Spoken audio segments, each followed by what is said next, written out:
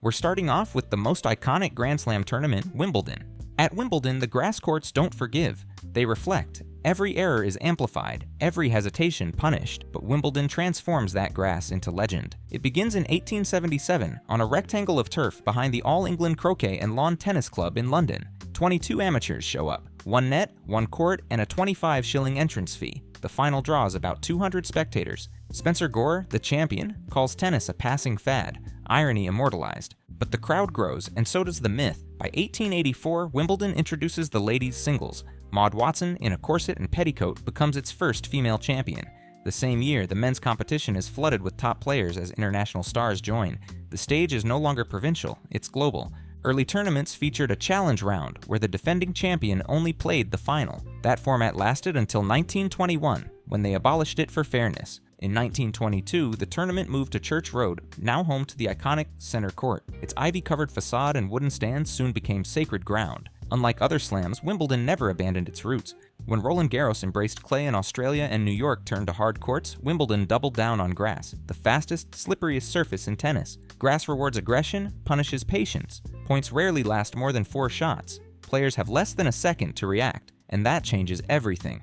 In this high-speed theater, Roger Federer finds immortality. From 2003 to 2007, he wins 5 straight titles, a feat matched only by Bjorn Borg, but Federer returns for more, lifting his 6th, 7th, and record 8th title in 2017 at age 35 without dropping a set. His elegance wasn't just visual, it was mathematical. He won over 1,000 matches, and 102 of those came at Wimbledon alone. But grass doesn't always kneel to kings. Pete Sampras, with his thunderous serve, ruled the 90s, winning 7 titles between 1993 and 2000. Yet in 2001, a 19-year-old Federer dethroned him in 5 sets. It was the only time they ever played.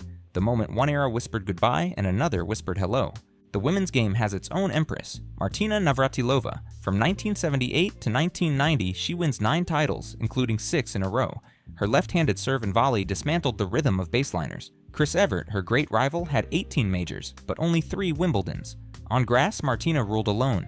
Rain used to interrupt matches for hours, but in 2009, center court received its retractable roof. Since then, play continues late, but never past 11 p.m. by local law. That curfew has suspended matches at match point. In 2012, Andy Murray's semifinal against Tsonga stopped at 10:59, 1 minute from midnight chaos. Every year, fans camp overnight for the chance to buy same-day tickets through The Queue, tense stretch for blocks. In 2019, over 40,000 people queued in one fortnight. For many, it's a pilgrimage. Tradition shapes everything. The all-white dress code, enforced since the 1800s, caused controversy until 2023, when dark undershorts were finally allowed for women during menstruation, a tiny crack in Wimbledon's rigid traditions. Even the trophies reflect legacy over possession. Winners receive replicas.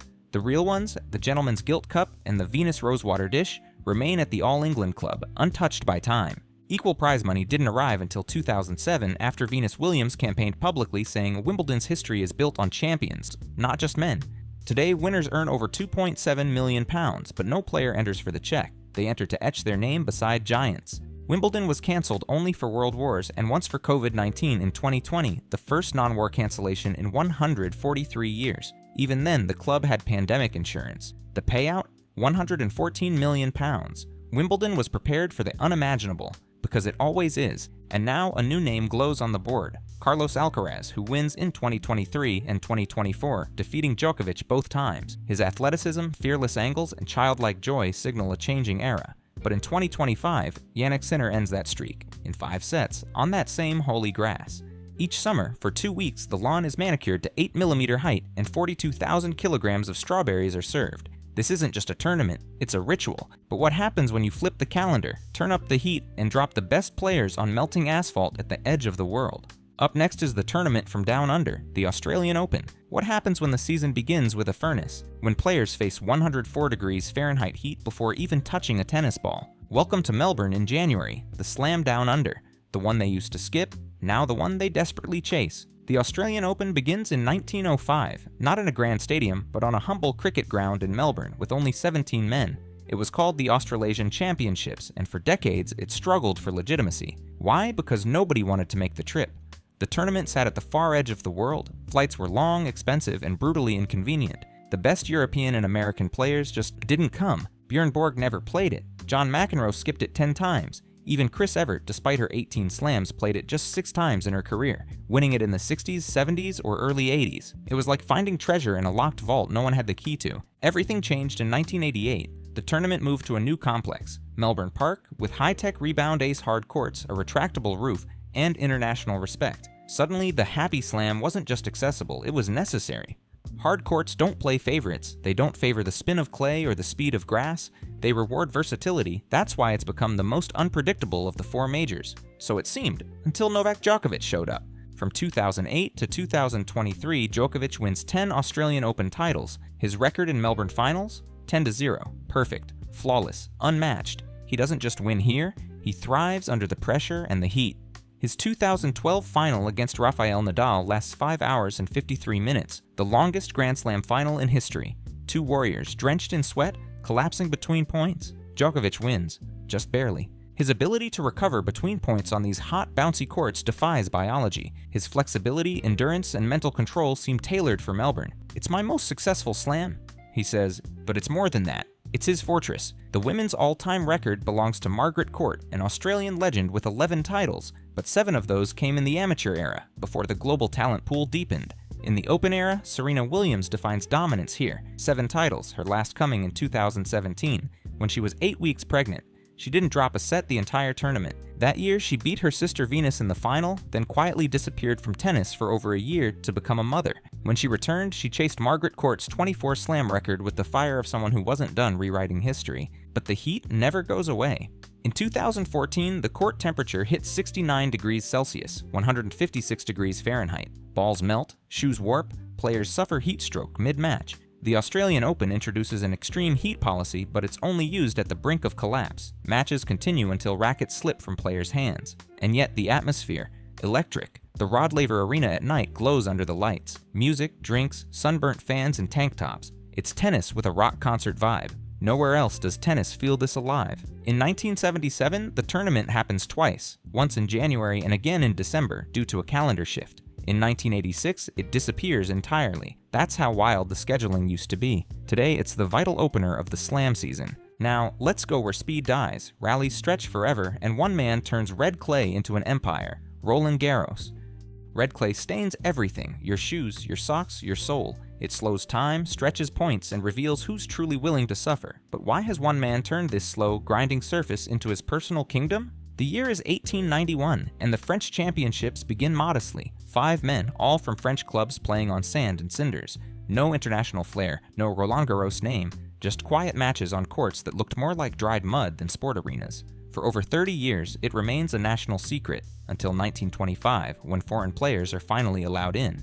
In 1928, the tournament moves to a brand new stadium named for a war hero, Roland Garros, the first man to fly across the Mediterranean and a fighter pilot killed in World War I. His name becomes a symbol, not of tennis, but of resilience and audacity. But the clay? It's merciless. Made of crushed red brick and limestone, it grips shoes, blunts speed, and turns matches into 4-hour wars. Power players melt, sprinters stumble. Only the patient survive. Then comes Rafael Nadal, and clay is never the same. From 2005 to 2022, Nadal wins 14 French Open titles. 14. No one, not Federer, not Djokovic, not anyone, has dominated a single slam like this. His record? 112 wins, just 3 losses. That's a 97.4% win rate. Insane? Number unmatched in the history of any sport. Those rare losses tell their own story. In 2009, Robin Soderling, a Swedish outsider, shocks the world, beating Nadal in 4 brutal sets. In 2015, Djokovic gets revenge. In 2016, injury forces a withdrawal. That's it. The rest? Pure red clay carnage. Federer, with 20 majors, only wins Roland Garros once. 2009, the same year Nadal crashes out early. Federer had reached 4 previous finals, losing all to Rafa. In 2008, he loses 6-1, 6-3, 6-6-0. A bagel in a slam final. Federer, the Swiss clockmaker, dismantled by Spanish top spin. Pete Sampras, the 14-time slam winner, never even reached a French Open final. Why? His serve and volley style evaporated on clay. You can't rush clay. It makes you wait.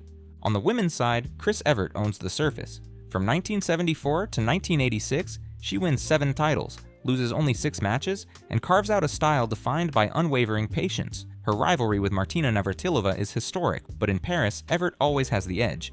In the modern era, Iga Świątek rises as the heir. She wins her first title in 2020, aged just 19, without dropping a set. By 2024, she has 4 French Opens, including dominant wins over Sabalenka and Goff. Her explosive footwork, deep topspin, and icy mindset mimic Nadal's legacy, and she knows it. Roland Garros isn't about aces, it's about attrition. Matches here stretch into the twilight. In 1984, Mats Wilander plays a 4-hour, 42-minute final. In 1992, Monica Seles and Steffi Graf trade scream-laced rallies in a 3-set classic that still feels modern. Until 2022, there were no final set tiebreaks. Matches could go on forever. John Isner once played a match so long, 11 hours over 3 days, that it broke the scoreboard. Since then, a 10-point super tiebreak ends the madness. But the memory lingers. Even the trophies reflect tradition. The men lift the Coupe des Mousquetaires, honoring the French legends of the 1920s. The women receive the Coupe Suzanne Lenglen, named after the woman who made tennis theatrical, flamboyant, and global. Roland Garros challenges speed, ego, and style. Here, elegance loses. Grit wins. But what happens when tennis leaves the sun-kissed chaos of Melbourne and walks into the roaring subway tunnels of New York City? Because up next we head to the loudest, wildest, most unpredictable slam of all, the US Open. What happens when tennis collides with Broadway lights? When the crowd yells before, during, and after the point? The US Open doesn't ask for silence, it demands noise. Born in 1881, this is the oldest of the 4 Grand Slams. But don't let age fool you, it's also the wildest. From its origin at the Newport Casino in Rhode Island, it's morphed more times than any slam in history. From grass, to clay, to hard courts. From the genteel Northeast, to the roar of Flushing Meadows in Queens, New York. This tournament shapeshifts like the city itself, unapologetically. By 1978, it found its permanent home in Flushing. The surface became DecoTurf, a hard court that rewards power, pace, and toughness, and the tournament began to reflect its surroundings. Fast, bold, loud. Nowhere else do fans scream mid-rally. Nowhere else do matches start at 11:45 p.m. and finish at 2:50 a.m., like that insane 2022 violent battle between Carlos Alcaraz and Jannik Sinner, the latest finish in US Open history. But back to the roots.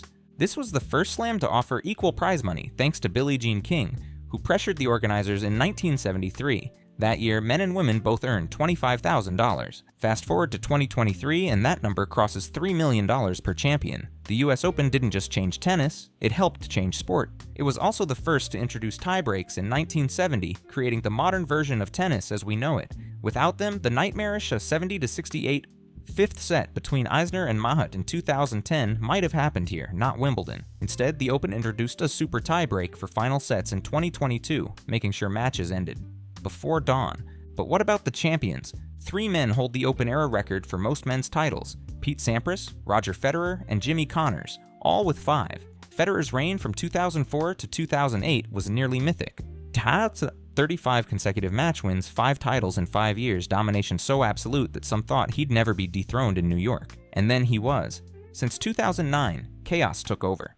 In the 16 tournaments since Federer's last title, there have been 15 different champions: Nadal, Djokovic, Murray, Wawrinka, Cilic, Thiem, Medvedev, Alcaraz. The US Open became the slam where giants fall and new legends rise. Speaking of Alcaraz, in 2022, at just 19 years old, he storms through the draw and wins the title, becoming the youngest world number 1 in ATP history. His style? Controlled chaos, sprinting forehands, mid-air drop volleys, and an energy that made even jaded New Yorkers stand and cheer. The Arthur Ashe Stadium, the largest tennis arena in the world, holds over 23,000 people, and when it's full at night, it feels like a gladiator arena. There are no polite gasps, just thunderous roars, heckling, oohs, and full-blown standing ovations mid-set. Even during the pandemic, 2020, when no fans were allowed, the US Open kept going. No cancellations, not for wars, not for COVID. It is the only slam never to miss a year. But let's not forget Serena. Her first slam? 1999 US Open. At just 17 years old, she became the first black woman to win a major since Althea Gibson in 1958. Her last match in 2022 was also at the US Open, a full circle moment, bookended by roaring nights in New York. And yet, through all the chaos and noise and champagne popping, court invasions, one truth remains: the US Open is a carnival. But the next slam? 4 slams, 4 battlegrounds. Only legends conquer them all. Subscribe now and join the few who truly understand what it takes to master every surface in tennis.